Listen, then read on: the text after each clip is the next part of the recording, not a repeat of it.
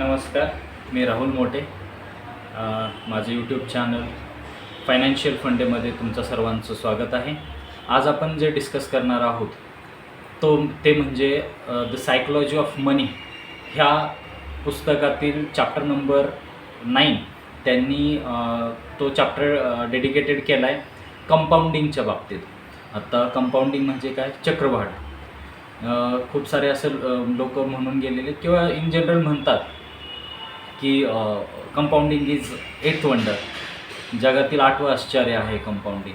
तर आपण त्याच्याविषयी थोडं जाणून घेणार आहोत. तर त्या चॅप्टरमध्ये त्यांनी एक्झाम्पल दिलं आहे जगातील सुप्रसिद्ध इन्व्हेस्टर वॉरन बफेट सर यांच्याबद्दल, आणि जगातील अशीच नामांकित दुसरे एक इन्व्हेस्टर आहेत जिम सिमन्स सर.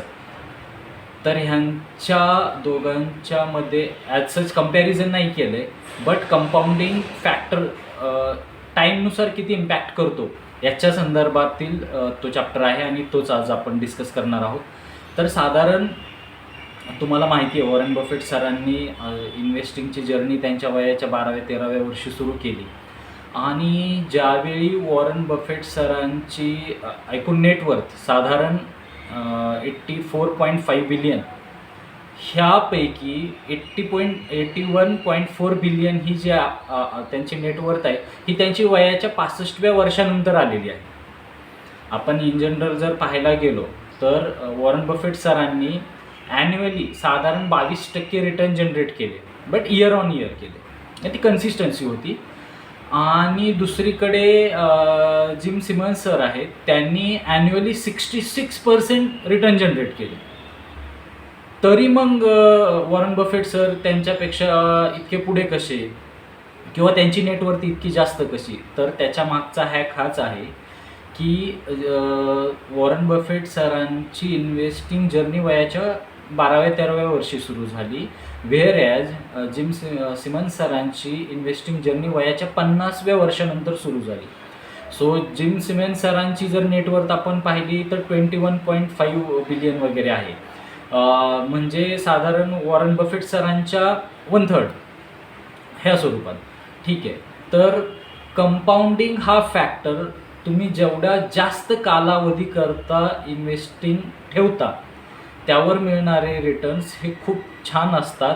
हे दोघांच्या एक्झाम्पल्समधून त्यांनी सांगण्याचा प्रयत्न केलेला आहे. त्यासाठीची ही दोन्ही जगातील सर्वात सुप्रसिद्ध इन्व्हेस्टर्सचे एक्झाम्पल्स त्यांनी आपल्याला दिले.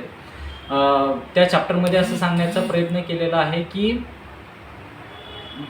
वॉरन बफेट सर खूप चांगले इन्व्हेस्टर तर होतेच, पण त्यांचं मेन स्किल ते नव्हतं. तर त्यांचं मेन स्किल हे होतं की त्यांनी घेतलेला टाईम, कारण वयाच्या खूप लवकर म्हणजे 12व्या वर्षीच त्यांनी इन्व्हेस्टिंग सुरू केली, त्यामुळे वयाच्या 65व्या वर्षापर्यंत त्यांची जी अमाऊंट कंपाऊंड होत गेली, त्यामुळे त्यांना सगळ्यात मोठा बेनिफिट झाला.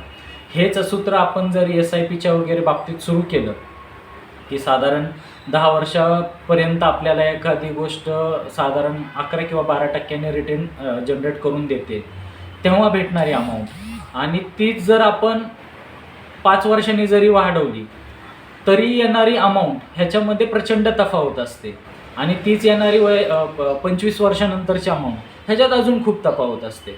म्हणजे तुम्ही कितीही इन्व्हेस्टिंग चांगल्या ठिकाणी केलेली असेल तर it should be time taking. तिला तेवढा कालावधी जर भेटला, मॅक्सिमम टाईम जर भेटला, तर ती तुम्हाला खूप चांगलं उत्पन्न जनरेट करून देते. सो हे आज आपण ह्या व्हिडिओच्या माध्यमातून सांगण्याचा प्रयत्न केलेला आहे. तर आय होप तुम्हाला ह्याच्यातून थोडीफार माहिती भेटली असेल कंपाऊंडिंगबद्दल. त्याच्याबद्दल थँक्यू, धन्यवाद.